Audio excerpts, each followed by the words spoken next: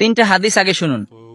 এক, রাসূল সাল্লাল্লাহু আলাইহি সাল্লাম বলতেছেন, তোমাদের মধ্যে এমন একদল জান্নাতে প্রবেশ করবে যাদের অন্তরটা হবে পাখিদের মতো নরম।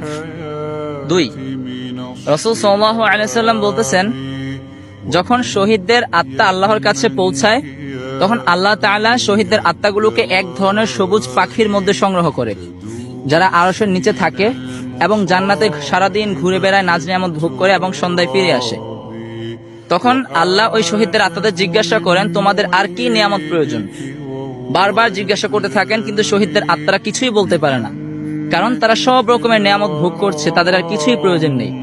যখন বারবার আল্লাহ তাদেরকে জিজ্ঞাসা করেন, তখন তারা বলে যে, আল্লাহ, আমরা আবার দুনিয়াতে যেতে চাই এবং আপনার রাস্তায় শহীদ হয়ে আবার ফিরতে চাই। তখন আল্লাহ বলেন, এটা তো সম্ভব নয়, সুতরাং তোমাদের আর কিছু চাওয়ার নেই। তিন, রাসূল সাল্লাল্লাহু আলাইহি সাল্লাম বলতেছেন, তোমরা যদি আল্লাহর ওপর তাওয়াক্কুল করার মতোই করতে, তাহলে আল্লাহ তাআলা পাখিদের মতো তোমাদেরকে রিজিক দিতেন। তোমরা কি দেখো না, পাখিরা খালি পেটে সকালে ঘর থেকে বাহির হয় এবং ভরা পেটে সন্ধ্যাবেলা ফিরে আসে।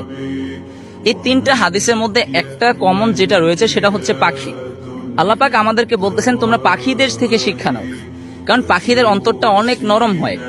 আল্লাহ বলছেন, তোমরা পাখিদের মতো হও, পাখিদের অন্তরের মতো তোমাদের অন্তরকে নরম করো।